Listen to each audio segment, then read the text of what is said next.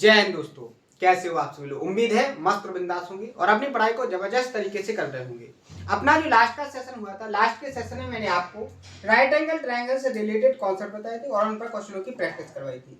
आज अपन उससे आगे के कॉन्सेप्टों को सीखेंगे और आगे के क्वेश्चनों की प्रैक्टिस भी करेंगे। तो उम्मीद है आपको जो कॉन्सेप्ट और जो क्वेश्चन मैंने कल के सेशन में बताए थे, उन सभी कॉन्सेप्टों को और सभी क्वेश्चनों को बहुत अच्छे से आपने प्रैक्टिस किया होगा। हर एक कॉन्सेप्ट को नोट किया होगा, उसका रिवीजन किया होगा। तो अगर आप हर एक कॉन्सेप्ट को प्रॉपर तरीके से कंप्लीट करते जाओगे तो आगे के आपको कॉन्सेप्ट बहुत अच्छे से समझ में आएंगे। आज के सेशन में बहुत ही इंपॉर्टेंट कॉन्सेप्ट मैं आपको समझाऊंगा। इस पर बहुत ज्यादा क्वेश्चन क्रिएट किए जाते हैं। हर एक एग्जाम में आपको एक ना एक क्वेश्चन देखने को जरूर मिलेगा। बहुत ध्यान से मैं हर एक की पॉइंट को एक्सप्लेन करूंगा। प्रॉपर तरीके से आपको क्या करना है, पहले कॉन्सेप्ट को समझना है, डायग्राम से समझाऊंगा, उसके बाद आपको क्या करूंगा, थ्योरी के फॉर्म में समझाऊंगा और उसके प्रूफ को समझाऊंगा। आपको हर एक की पॉइंट को ऑब्जर्व करना है, हर एक की पॉइंट को फिर नोट करना है और आपको रिवीजन करना है। उसके बाद मैं आपको क्या करूंगा, क्वेश्चन पर उस कॉन्सेप्ट से रिलेटेड जो एग्जामिनर ने क्वेश्चन क्रिएट किए थे उन सभी क्वेश्चनों की प्रैक्टिस करूंगा। ठीक है, तो सबसे पहले आप लोगों को कॉन्सेप्ट को समझना है डायग्राम से। ठीक है, क्योंकि ज्योमेट्री को जब तक आप डायग्राम से नहीं समझोगे आपको उतना बेस्ट तरीके से समझ में नहीं आएगा। आपको ज्योमेट्री को जब भी समझना है और ऐसे समझना है कि आपको उसको दोबारा पढ़ने की जरूरत ना पड़े, आपको एक बार में ही आपके माइंड के अंदर सेट हो जाए, तो उसका सबसे आसान और सरल तरीका है कि आप ज्योमेट्री के हर एक कॉन्सेप्ट को सबसे पहले डायग्राम से समझने की कोशिश करो। डायग्राम की हर एक पॉइंट को समझो कि डायग्राम कैसे बना है, डायग्राम को अपने माइंड के अंदर सेट करो। अगर आपको डायग्राम आ जाएगा तो उससे रिलेटेड जो भी कॉन्सेप्ट होगा वो आपको प्रॉपर तरीके से याद हो जाएगा। ठीक है, तो सबसे पहले आप क्या करो, कॉन्सेप्ट को डायग्राम से समझने की कोशिश करना। तो अपन पढ़ रहे हैं राइट एंगल ट्रायंगल से रिलेटेड कॉन्सेप्ट। तो सबसे पहले मैंने क्या काम किया, एक राइट एंगल ट्रायंगल बनाया। क्या बनाया, एक राइट एंगल ट्रायंगल बनाया जिसमें ये जो वर्टेक्स है यहां पर 90 डिग्री का एंगल बन रहा है। क्लियर है, राइट एंगल ट्रायंगल का मतलब ही होता है कि एक एंगल की वैल्यू कितनी होनी चाहिए, 90 डिग्री। कितनी होनी चाहिए, 90 डिग्री। या कह सकते हो कि दो एंगल्स का सम एक एंगल के इक्वल हो जाए तो उस कंडीशन में भी अपना क्या बनता है, राइट एंगल ट्रायंगल, समकोण त्रिभुज बनता है।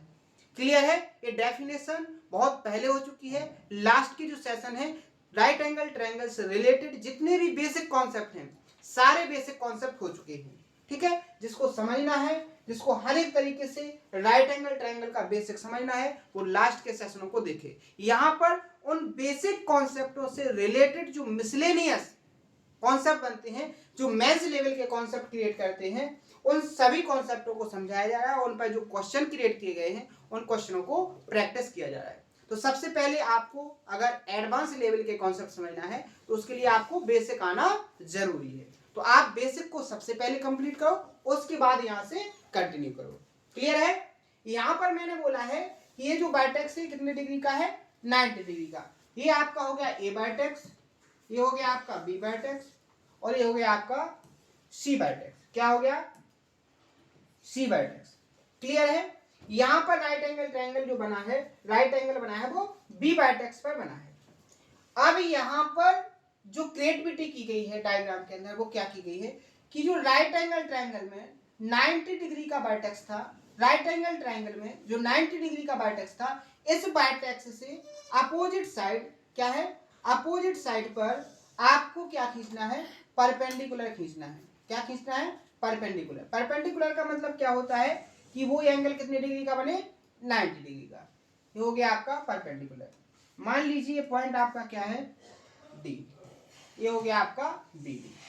तो यहां पर आप सबसे पहले क्या लिखोगे कि जो बी डी है, बी डी परपेंडिकुलर है आपका किस पर, हाइपोटेनियस ए सी पर। ये हाइपोटेनियस किसका है, right angle triangle A B C का। क्योंकि 90 डिग्री के सामने का जो साइड होती है वो क्या होती है, उस ट्रायंगल का हाइपोटेनियस। क्या होता है, उस ट्रायंगल का हाइपोटेनियस। अब आप यहां पर देखो, जैसे ही आपने यहां पर क्या किया, 90 डिग्री एंगल वाले वर्टेक्स से उसके हाइपोटेनियस पर परपेंडिकुलर खींचा तो यहां पर आपको तीन राइट एंगल ट्रायंगल बन गए। कितने राइट एंगल ट्रायंगल बन गए, तीन राइट एंगल ट्रायंगल बन गए। कौन कौन से, एक आप यहाँ पर देखोगे सबसे बड़ा ABC, दूसरा आप देखोगे अगर ये एंगल 90 डिग्री का है तो ये एंगल भी कितने डिग्री का होगा, 90 डिग्री का। तो दूसरा राइट एंगल ट्रायंगल आपका क्या होगा, ADB। क्लियर है। आगे जैसे देखोगे तीसरा एंगल तो क्या हो जाएगा, BDC, यानी कि सबसे पहले बड़ा वाला राइट एंगल ट्रायंगल, उसके बाद दो छोटे छोटे राइट एंगल ADB और BDC। क्लियर है, यानी कि आपके सामने तीन राइट एंगल ट्रायंगल बन गए। क्लियर है। तो मैंने सबसे बेसिक कॉन्सेप्ट लिखवाया था आपको कि जब भी आपको एक समकोण त्रिभुज के अंदर, जब भी आपको एक समकोण त्रिभुज के अंदर कोई समकोण त्रिभुज क्रिएट किया जाए तो वो दोनों त्रिभुज एक दूसरे के कैसे होंगे, सिमिलर होंगे। कैसे होंगे, सिमिलर। जब मैंने आपको सिमिलरिटी के कॉन्सेप्ट पढ़ाए थे, जब मैंने आपको सिमिलरिटी से रिलेटेड जितने भी टाइप के कॉन्सेप्ट बन सकते हैं उन कॉन्सेप्टों में मैंने कुछ इंपॉर्टेंट स्पेशल कॉन्सेप्ट पढ़ाए थे। मैंने आपको बताया था कि आप कौन कौन से ऐसे डायग्राम हैं जिनको देखकर सेकंडों में फाइंड कर लोगे कि ये दोनों ट्रायंगल आपके कैसे होंगे, एक दूसरे के सिमिलर होंगे। तब मैंने आपको राइट एंगल ट्रायंगल की एक कंडीशन बताई थी कि जब भी राइट एंगल ट्रायंगल के अंदर एक और राइट एंगल ट्रायंगल बनाया जाए तो वो दोनों राइट एंगल ट्रायंगल एक दूसरे के कैसे होंगे, आपके सिमिलर होंगे। यहां पर आपके तीन राइट एंगल ट्रायंगल बने और तीनों के तीनों एक दूसरे के कैसे होंगे, सिमिलर होंगे। कैसे होंगे, सिमिलर होंगे। अब आपको ये पता करना है कि वो सिमिलर हैं तो कैसे हैं। तो बहुत ध्यान से समझो, मैं आपको समझाने की कोशिश करूंगा कि ये तीनों राइट एंगल ट्रायंगल एक दूसरे के सिमिलर कैसे हो गए, एक दूसरे के सिमिलर कैसे हो गए। ध्यान से समझना। मान लीजिए यहां पर ये जो एंगल है ये थीटा है। बड़े वाले ट्रायंगल में ABC के अंदर, ABC के अंदर आपका B एंगल 90 डिग्री का हो गया, C एंगल आपका थीटा हो गया। तो यहां पर मैं आपसे पूछूं कि ये जो A एंगल होगा वो कितना होगा, तो आपका तुरंत जवाब आ जाएगा कि सर ये होगा 90 माइनस थीटा। क्या होगा, 90 माइनस थीटा। क्लियर है यहां तक? यहां तक किसी को कोई डाउट, कोई प्रॉब्लम? आगे बढ़े। दूसरा है, आप यहां देखो छोटे वाले ट्रायंगल में BDC में, किसमें देखो, BDC में, BDC में आप जैसे ही देखोगे ये आपका थीटा हो गया, ये आपका 90 हो गया। यहां पर ये जो एंगल बनेगा वो क्या होगा, 90 माइनस थीटा। क्या होगा, 90 माइनस थीटा। क्लियर है। आगे देखो, आगे आप देखोगे तो आप यहां देखो ये टोटल जो बी एंगल है वो 90 डिग्री का है। ये हो गया आपका 90 माइनस थीटा। तो ये जो एंगल होगा ये कितने डिग्री का बचा आपका, थीटा। कितने डिग्री का बचा, थीटा। आपको सारे एंगल्स मिल गए। तीनों ट्रायंगल जो बन रहे थे उनके जो जो एंगल हैं वो सारे एंगल आपको मिल गए। अब आपको यहां पर देखना है कि ये जो ट्रायंगल बन रहे हैं आपके तीनों एक दूसरे के सिमिलर कैसे हैं, उनको बहुत ध्यान से देखो। सबसे पहले बात करेंगे किसकी, ABC, राइट एंगल ABC और दूसरा राइट एंगल ADB। ध्यान से देखो, ABC और ADB। यहां देखो, यहां पर बड़े वाले राइट एंगल ट्रायंगल में B एंगल 90 डिग्री का और छोटे वाले ट्रायंगल में ADB, ये वाला एंगल 90 डिग्री का। एक कोण बराबर हो गया। दूसरा देखो, यहां पर बड़े वाले ट्रायंगल में ये जो C/X पर एंगल बना है ये थीटा है और यहां पर देखो छोटे वाले ट्रायंगल में ABD, ये जो एंगल बना है ये भी कितना है, थीटा। दो एंगल बराबर हो गए दोनों ट्रायंगल में। तीसरा यहां पर देखो, बड़े वाले ट्रायंगल में ये जो एंगल है ये क्या है, 90 माइनस थीटा और छोटे वाले ट्रायंगल में भी ये क्या है, 90 माइनस थीटा। तो दोनों तीनों एंगल क्या हो गए, इक्वल हो गए। तो यहां पर दो ट्रायंगल कैसे हो गए, एक दूसरे के सिमिलर। कौन कौन से, ट्रायंगल ABC सिमिलर हो गया किसके, ट्रायंगल ADB के। करस्पॉन्डिंग एंगल के साथ करस्पॉन्डिंग एंगल को ही लिखना है, यानी कि संगत कोण के साथ संगत कोण को ही लिखना है, संगत वर्टेक्स के साथ संगत वर्टेक्स को ही लिखना है। इस सिमिलर ट्रायंगल को लिखने का तरीका भी मैंने बहुत अच्छे से आपको समझाया था। अब बात करेंगे छोटे छोटे दो ट्रायंगल कैसे। आप बड़े वाले ट्रायंगल से इस दूसरे वाले ट्रायंगल को सिमिलर कह सकते हो। अब यहां पर देखो दो छोटे ट्रायंगल कैसे सिमिलर हैं। यहां देखो छोटे वाले इस ट्रायंगल में A/X का क्या बनना है, 90 माइनस थीटा। यहां पर DBC ये भी कितना बनना है, 90 डिग्री माइनस थीटा। दूसरा देखो ये एंगल थीटा, इसमें ये एंगल थीटा, इसमें ये 90 है, ये 90। तो आप समझ गए ना कि तीनों ट्रायंगल एक दूसरे के कैसे हैं, सिमिलर है। कैसे हैं? सिमिलर है। आप यहाँ देखो कौन कौन से ट्रायंगल, यहाँ पर देखो triangle A B C, triangle A B C आपका सिमिलर होगा किसके? ट्रायंगल कौन से? अब ए आपका क्या है? 90 माइनस थीटा। अब आप यहाँ देखो 90 माइनस थीटा में आपका सबसे पहले वर्टेक्स कौन सा आ जाएगा? यहाँ पर ए। अब बी क्या है? राइट एंगल, तो बी राइट एंगल के संगत क्या होगा? राइट एंगल, तो यहाँ क्या आ जाएगा? डी। और आपका सी क्या है? सी पर आपका थीटा, तो सी पर यहाँ पर क्या बनना है? बी पर। तो आपका जो ट्रायंगल ए बी सी होगा वो सिमिलर होगा ट्रायंगल ए डी बी के, और सिमिलर हो जाएगा किसके? ट्रायंगल कौन से? अब यहाँ देखो सबसे पहले 90 माइनस थीटा, 90 माइनस थीटा में बी बाय एक्स पर क्या हो जाएगा? 90 minus theta, B D right angle हो जाएगा, और ये सी क्या हो जाएगा? थीटा। तो यहाँ पर आपका सबसे पहला कॉन्सेप्ट बना है कि आपका जो राइट एंगल ट्रायंगल के अंदर आप कभी भी राइट एंगल ट्रायंगल को बनाओगे तो वो राइट एंगल ट्रायंगल एक दूसरे के कैसे होंगे? सिमिलर होंगे। कैसे होंगे? सिमिलर होंगे। सबसे पहला आपका जो बेसिक कॉन्सेप्ट है वो निकल के आपके सामने है, और कैसे हुआ वो मैंने आपको समझाने की कोशिश की है।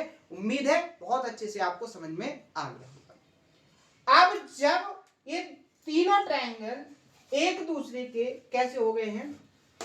एक दूसरे के हो गए हैं ये तीनों ट्रायंगल क्या? सिमिलर, यानी कि समरूप। तो जब भी कोई ट्रायंगल किसी ट्रायंगल के सिमिलर होता है यानी कि समरूप होता है, तो आपको बहुत अच्छे से पता है कि उनके जितने भी करस्पॉन्डिंग लेंथ्स होंगी, चाहे वो पेरीमीटर हो, चाहे वो एरिया हो, चाहे वो साइड्स हो, वो उनका जो रेशियो होता है वो कैसा होता है? इक्वल होता है। कैसे होता है? इक्वल होता है। तो सबसे पहले अपन बात करेंगे कौन से ट्रायंगल? बड़े वाले ट्रायंगल और इस छोटे वाले ट्रायंगल की। कौन से? बड़े वाले ट्रायंगल और इस छोटे वाले ट्रायंगल की। तो यहाँ पर आप देखोगे, यहाँ पर आप देखोगे तो आपको क्या पता चलेगा कि यहाँ देखो बड़े वाले ट्रायंगल के अंदर 90 डिग्री के सामने क्या है? साइड AC, और यहाँ पर छोटे वाले ट्रायंगल के सामने 90 के सामने क्या है? AB। क्लियर है? आपको अभी ये BD ये जो लेंथ है इसको छोड़ के चलना है, इस वाली साइड को नहीं लेना, इसको अपन लेंगे बाद में, ध्यान से समझना। तो यहाँ पर देखो पहले अपन छोटा वाला ट्रायंगल लिखेंगे, उसके बाद बड़े वाले ट्रायंगल को लिखेंगे। तो यहाँ देखो ADB में 90 डिग्री के सामने कौन सी साइड है? आपकी AB। क्लियर है? बड़े वाले ट्रायंगल में इस 90 के सामने कौन सी साइड है? आपकी AC। क्लियर है? ये जो रेशियो होगा किसके बराबर होगा? ध्यान से देखो, यहाँ छोटे वाले ट्रायंगल में थीटा के सामने क्या है? AD। थीटा के सामने क्या है? AD। ऊपर अपन ने क्या लिखा? छोटे वाले ट्रायंगल की साइड को, और नीचे लिख रहे हैं अपन किसको? बड़े वाले ट्रायंगल की साइड को। यहाँ देखो थीटा के सामने आपका क्या आ जाएगा? AB। क्या आ जाएगा? AB। क्लियर है? अब देखो यहां से रिजल्ट क्या बनता है, यहां से देखो रिजल्ट क्या बनता है। आप देखोगे यहां क्रॉस मल्टीप्लाई करेंगे, क्या करेंगे? Cross multiply. तो AB का जब AB में मल्टीप्लाई होगा तो क्या हो जाएगा? AB स्क्वायर इक्वल टू क्या हो जाएगा? AC into AD। क्या हो जाएगा? AC into AD। आपके सामने जो इक्वेशन निकल के आई है, जो रिजल्ट निकल के आया है वो क्या आया है? AB स्क्वायर इक्वल टू क्या होगा? AC into AD। क्लियर है? सबसे पहला रिजल्ट आपके सामने आया है, पहले कंडीशन को फॉलो करने के बाद, कि यहां पर जो करस्पॉन्डिंग साइड्स होंगी उनका रेशियो कैसा होगा? बराबर होगा। ये हो गया आपका पहला रिजल्ट। ठीक है? आप यहां पर देखोगे कि कैसे कॉन्सेप्ट क्रिएट हो गए हैं, कॉन्सेप्ट कैसे क्रिएट होते हैं। यहां पर आपका क्या आया है? AB square equal to AD into AC। Clear है? दूसरा अब आपको देखना है कहां पर? सबसे पहले बड़े वाले ट्रायंगल और इसको देखा अपन ने, अब अपन देखेंगे बड़े वाले ट्रायंगल और इस ट्रायंगल को। कौन से ट्रायंगल? इस ट्रायंगल को। अब देखो सबसे पहले इसकी साइड, यहां 90 के सामने कौन सी साइड है? BC। 90 के सामने क्या है? BC ratio. बड़े वाले ट्रायंगल में 90 के सामने क्या है? आपकी AC। ये बराबर होगा आपका किसके? यहां देखो थीटा के सामने आपको यहां देखना है, छोटे वाले ट्रायंगल में थीटा के सामने क्या है? आपका यहाँ देखो थीटा के सामने क्या है आपका बी डी, और यहाँ पर थीटा के सामने क्या है ए बी। तो अपन को मैंने क्या बोला था, इस बी डी को तो अपन को छोड़ के चल रहा है, क्या चल रहा है, छोड़ के चल रहा है। अब यहाँ पर देखो छोटे वाले ट्रायंगल में 90 माइनस थीटा के सामने क्या है आपका सी डी, क्या है सी डी, यहाँ सी डी आ जाएगा रेशियो। बड़े वाले ट्रायंगल में 90 माइनस थीटा के सामने क्या है बी सी, क्या है बी सी। फिर से अपन क्या करेंगे, क्रॉस मल्टीप्लाई, क्या करेंगे क्रॉस मल्टीप्लाई। क्रॉस मल्टीप्लाई करोगे तो क्या हो जाएगा यहाँ पर result, B C square equal to क्या होगा आपका ए सी इंटू सी डी। बहुत ही इंपॉर्टेंट कॉन्सेप्ट निकल के आएगा, इस कॉन्सेप्ट से बहुत ज्यादा क्वेश्चन क्रिएट होते हैं। ये हो गया आपका सेकंड रिजल्ट, ठीक है। ये जो कॉन्सेप्ट है आपका मोस्ट कॉन्सेप्ट है, और मैंने मोस्ट बोला है तो आप ये मान के चलो इसको आपको 1 से 2 बार रिवाइज जरूर करना है। इस पर जो क्वेश्चन मैं आपको प्रैक्टिस कर रहा हूँ उसको 1-2 बार जरूर सॉल्व करना है, क्योंकि इससे क्वेश्चन हमेशा पूछे जाते हैं। क्लियर है। यहाँ आपको जैसे ही आपने दो ट्रायंगल के अंदर कंडीशन को फॉलो करवाया कि दोनों ट्रायंगल कैसे हैं, कॉन्ग्रुएंट हैं, सॉरी सिमिलर हैं, तो उनकी जो करस्पॉन्डिंग साइड्स हैं उनका जो रेशियो होगा वो कैसा होगा, बराबर होगा।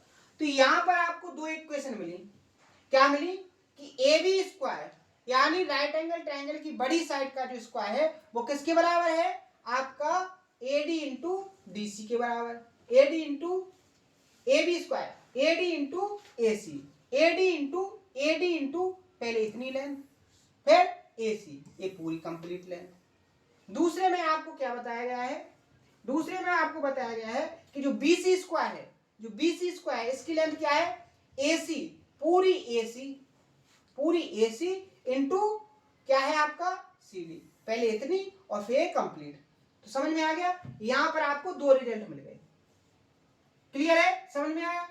अगर आप यहां पर इन दोनों इक्वेशन को डिवाइड कर दो तो आपको नया रिजल्ट क्या मिलेगा, ए बी स्क्वायर बटे बी सी स्क्वायर। मैं आपको वो सिखाने की कोशिश कर रहा हूं कि एग्जामिनर कॉन्सेप्ट को कैसे क्रिएट करता है, आप कॉन्सेप्ट को बनाना सीख रहे हैं यहां पर, ठीक है। आपने ही ये सारे रिजल्ट निकाले, फिर आप खुद से इसको डिवाइड करके देख रहे, आप इसको मल्टीप्लाई करके भी देख सकते हो, तब भी आपको कोई ना कोई कॉन्सेप्ट मिलेगा, ठीक है। तो यहाँ आपने डिवाइड किया तो आप यहाँ पर देखो, यहाँ भी ए सी है और यहाँ भी ए सी है, ए सी क्या हो जाएगा कैंसिल, आपके पास बचेगा क्या, ए डी बटे सी डी, क्या बचेगा, ए डी बटे सी डी, क्या बचा है, ए डी बटे सी डी। यहां पर देखो बात करेंगे ए बी का स्क्वायर रेशियो बी सी का स्क्वायर, जो निकलेगा वो क्या होगा आपका A D ratio C D, A D ratio C D. अगर हम बात करेंगे क्या कि जो ए बी और बी सी के रेशियो की बात करेंगे तो अपना क्या हो जाएगा, ए डी और सी डी का क्या ले लेंगे अपन, रूट, तो क्या हो जाएगा ए डी और सी डी का रूट। तो यहां पर आपके दो कॉन्सेप्ट फिर से निकल के आ गए, दोनों को याद रखना है आपका, दोनों से क्वेश्चन पूछे गए हैं, ठीक है। ये हो गया आपका कॉन्सेप्ट, ठीक है। तो अगर मान लीजिए आपको ये 9 दिया है और ये आपको 16 दिया है, और आपसे एग्जामिनर ने पूछ लिया कि आप क्या बताओ, आप ए बी और बी सी की लेंथ बताओ, तो क्या हो जाएगी, ए बी और बी सी की लेंथ, ए बी और बी सी की लेंथ।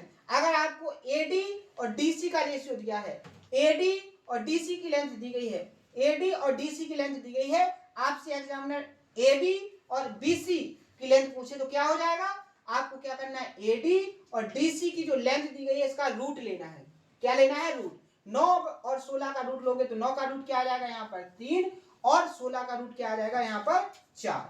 क्लियर है, क्लियर है, समझ में आ गया। तो आपको कैसे यहाँ पर क्वेश्चन को सॉल्व करना है, एक एग्जामिनर कैसे क्रिएट करेगा। अभी मैं और कॉन्सेप्ट क्लियर करने के लिए और एग्जांपल लूंगा, पहले आप पूरे कॉन्सेप्टों को समझ लो कि कौन कौन से कॉन्सेप्ट आपके बन सकते हैं यहाँ से। तो आपको यहाँ पर मैंने 3-4 कॉन्सेप्ट बता दिए। सबसे पहले तो ये ट्रायंगल क्या होंगे, आपके सिमिलर होंगे। अगर सिमिलर होंगे तो इनसे कौन कौन से रिजल्ट निकलेंगे, सबसे पहला रिजल्ट निकला ए, दूसरा रिजल्ट निकला आपका ए, और तीसरा रिजल्ट निकल के आया है आपका क्लियर है? आपके सामने एक कॉन्सेप्ट क्लियर करने के बाद 3 रिजल्ट आपके सामने आ गए। ठीक है, क्लियर है? किसी को कोई डाउट? अगर कोई डाउट हो, वैसे तो आपको कोई डाउट आना नहीं चाहिए क्योंकि हर एक की पॉइंट को मैं एक्सप्लेन करके चल रहा हूं, और जो ये सिमिलरिटी वाला कॉन्सेप्ट है इस पर लगभग 150 क्वेश्चन मैंने आपको प्रैक्टिस करवाए हैं, और जितने भी कॉन्सेप्ट थे सारे कॉन्सेप्ट एक्सप्लेन किए हैं। अब इसमें कुछ नया नहीं है, इसमें कुछ नया नहीं है, जो है वो सारा का सारा अपना पहले हो चुका है। क्लियर है? अब आगे देखो, अपन ने क्या क्या काम कर लिया कि इस बड़े वाले ट्रायंगल के साथ पहले इसको ले लिया, फिर इसको ले लिया। अब अपन को क्या करना है, एक और रिजल्ट मिलेगा आपको यहां से, जब आप इन दोनों छोटे छोटे ट्रायंगलों को लोगे, जब आप इन दोनों छोटे छोटे ट्रायंगलों को लोगे, ये भी क्या है एक दूसरे के सिमिलर, तो आपको यहां से एक नया रिजल्ट फिर से मिलेगा। कैसे मिलेगा?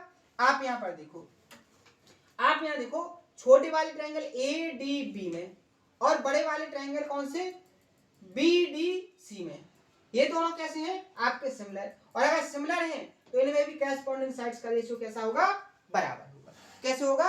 बराबर होगा। तो आप यहां पर देखो, मैंने कहा था आपको इस बीडी को छोड़ के चलना है, अब अपन को इस बीडी पर काम करना है, ये जो बीडी लेंथ है इसी पर काम करना है। तो ये बीडी छोटे वाले ट्रायंगल में कौन से एंगल के सामने आ रही, 90 माइनस थीटा, 90 माइनस थीटा, तो 90 माइनस थीटा के सामने यहाँ क्या हो गई आपकी, ये बीडी अपॉन इस वाले ट्रायंगल में 90 माइनस थीटा के सामने कौन सी साइड हो गई आपकी, सीडी। क्या हो गई, सीडी। ये किसके बराबर हो जाएगी आपकी, यहां पर देखो, अभी आपको 90 डिग्री के सामने की साइड को छोड़ के चलना है, क्योंकि आपको इस 90 डिग्री के सामने ए बी का जो कॉन्सेप्ट वो निकल के आ गया, इस 90 के सामने बीसी का कॉन्सेप्ट निकल के आया है। अब आपको निकालना है एडी का कॉन्सेप्ट, तो आपको 90 एंगल को छोड़ के चलना है, उसके सामने की जो साइड है उसको छोड़ के चलना। अब यहां देखो, आपने सबसे पहले कौन सी, बी डी ली, इस वाले एंगल की साइड को। क्लियर है? तो अब यहां देखो, थीटा के सामने 90 तो आपने छोड़ दिया, अब इस थीटा के सामने कौन सी साइड है आपकी, एडी। क्या है, एडी रेशियो। आप यहां देखो, थीटा के सामने आपका क्या है, यहां पर बीडी। क्या है, बीडी। क्लियर है? आगे देखो, आगे आप देखोगे तो क्रॉस मल्टीप्लाई, क्या है, क्रॉस मल्टीप्लाई, यहां बीडी से बीडी का मल्टीप्लाई हुआ तो क्या हो जाएगा, बीडी स्क्वायर बराबर होगा किसका, किसके, एडी इंटू सीडी के। ये आपका हो गया 5वां रिजल्ट। 5 रिजल्ट आपके कंप्लीट हो जाने चाहिए, किसी को कोई डाउट नहीं होना चाहिए। अगर बात करें बीडी की लेंथ फाइंड करने के लिए, बीडी की लेंथ फाइंड करने के लिए तो आपको क्या चाहिए, एडी और सीडी। क्या चाहिए, एडी और सीडी, इनका क्या चाहिए, मल्टीप्लाई। आपको बीडी का स्क्वायर किसके बराबर होगा, एडी और सीडी के स्क्वायर के बराबर। तो आपके 5 रिजल्ट कंप्लीट हो गए। 5 रिजल्ट एक बार मैं फिर से आपको एक्सप्लेन करूंगा, ध्यान से देखना। सबसे पहले मैंने आपको बताया था क्या, एक डायग्राम। डायग्राम क्या बनाया मैंने, राइट एंगल ट्रायंगल।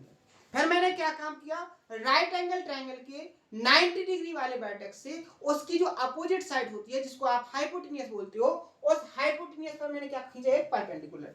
तो यहां पर आपके 3 राइट एंगल ट्रायंगल क्रिएट हो गए। कितने हो गए, 3 राइट एंगल ट्रायंगल क्रिएट हो गए। ये मैंने बताया कि जो 3 राइट एंगल ट्रायंगल हैं वे कौन कौन से हैं, वे आपके सामने लिखिए। ये तीनों राइट एंगल ट्रायंगल आपके कैसे हैं, एक दूसरे के सिमिलर हैं।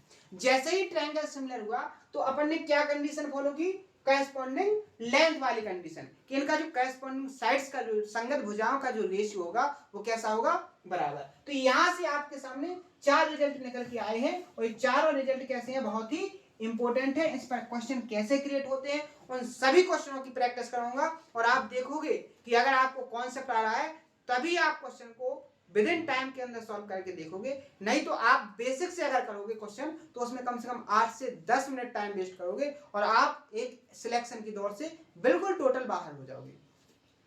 आपको हर एक कॉन्सेप्ट आ रहा है, आपको हर एक क्वेश्चन का सॉल्यूशन आ रहा है, ये सफिशिएंट नहीं है, ये सफिशिएंट नहीं है। आपको सब कुछ आ रहा है, ये सफिशिएंट नहीं है। आपको टाइम के अंदर आना चाहिए, वो आपका सफिशिएंट है। यानी कि आपसे मैं बोलना क्या चाह रहा हूं कि जैसे मान के चलिए आपको आ रहा है कि 65 इंटू 65, मैंने एक एग्जांपल लिया है, समझने की कोशिश करना। आपको पता है कि आप इसका मल्टीप्लाई कर सकते हो, आप इसका मल्टीप्लाई कर सकते हो, आपको ये आ रहा है। लेकिन आप इसको कैसे कर रहे हैं, बेसिक से कर रहे हैं। पहले 5 की टेबल से करोगे, फिर 6 की टेबल से करोगे, फिर दोनों को ऐड करोगे। ये हो गया बेसिक। यहां पर आपने ले लिए कम से कम 1 मिनट टाइम। और मैंने आपसे क्या बोला, मैं इसको कैसे करूंगा, 5 से 5 का मल्टीप्लाई 25 और 6 में 1 ऐड करके मल्टीप्लाई करेंगे, 6 में 1 7, तो क्या हो जाएगा 6 7 42। इसका आंसर आना है 4225। तो ये तरीका है कि आपको आ रहा है वो बहुत अच्छी बात है, लेकिन अगर आपको टाइम के अंदर नहीं आ रहा है तो फिर वो कोई काम का नहीं है।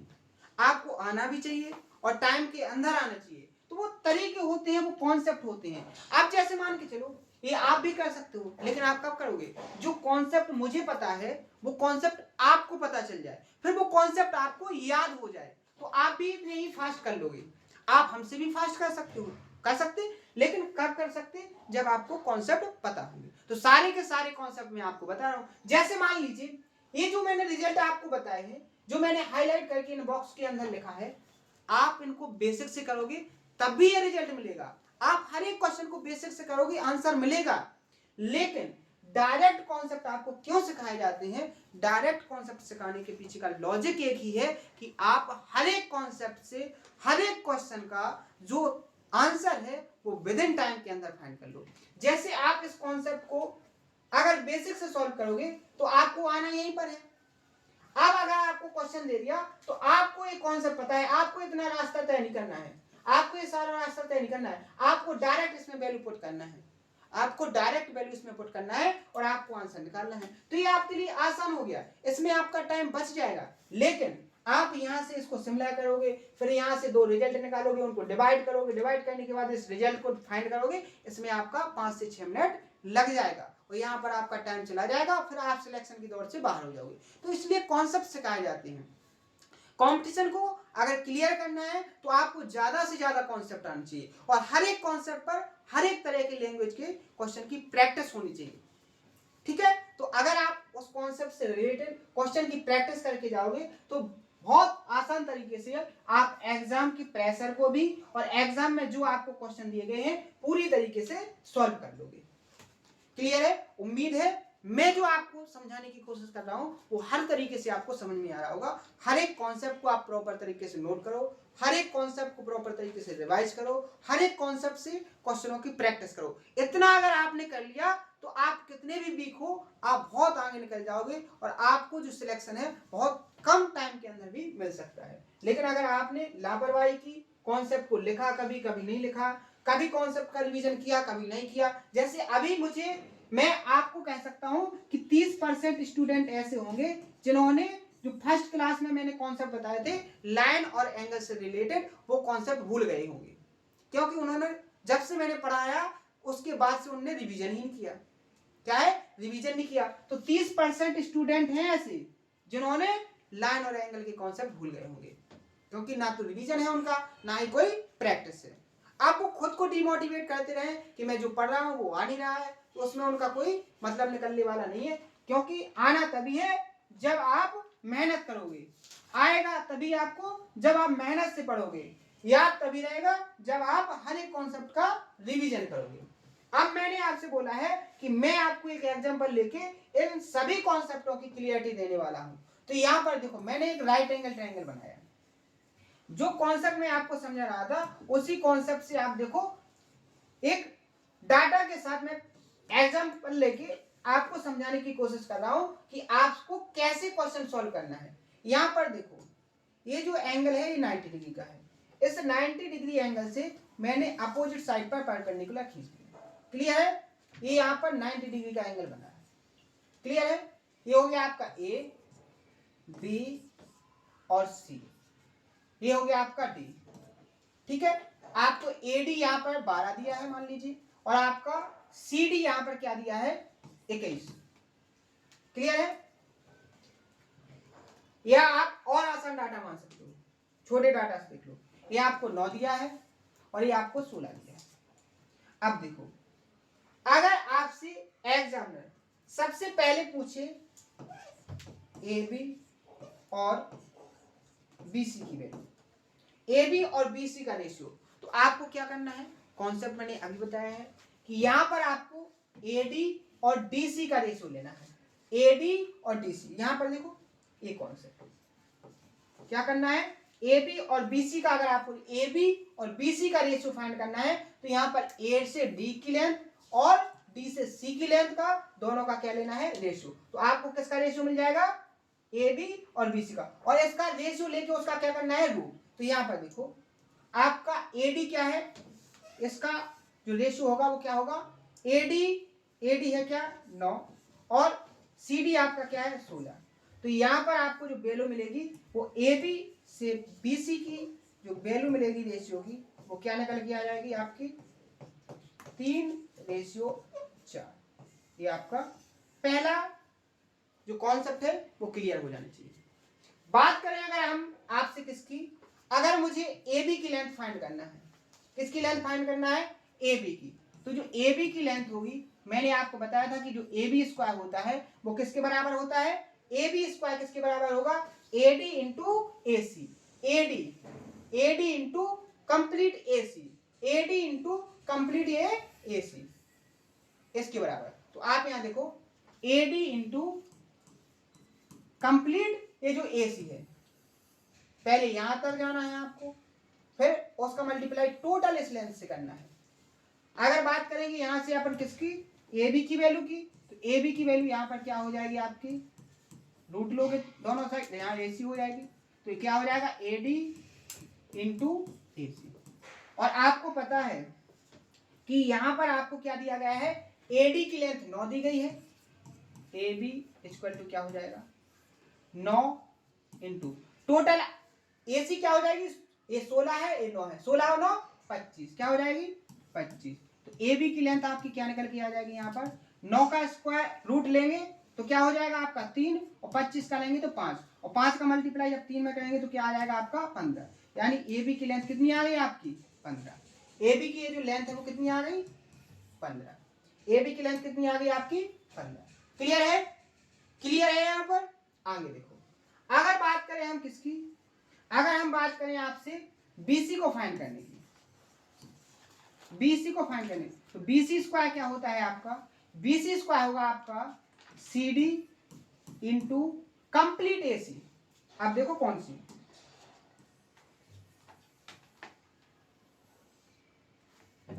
यहां पर ये 9 है, तो यहां पर सबसे पहले आपको ये वाली लेंथ लेना है, फिर ये कंप्लीट ए सी, तो सी डी इंटू क्या हो जाएगा आपका ए सी।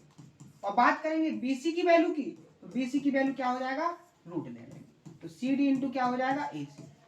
यहां पर देखो बीसी बराबर क्या हो जाएगा, सी डी कितनी है आपकी 16 और ए सी कितनी हो गई आपकी 25, तो बीसी इक्वल टू क्या हो जाएगा आपका 4 इंटू 5 यानी कि 20, ये आपकी कितनी हो जाएगी 20।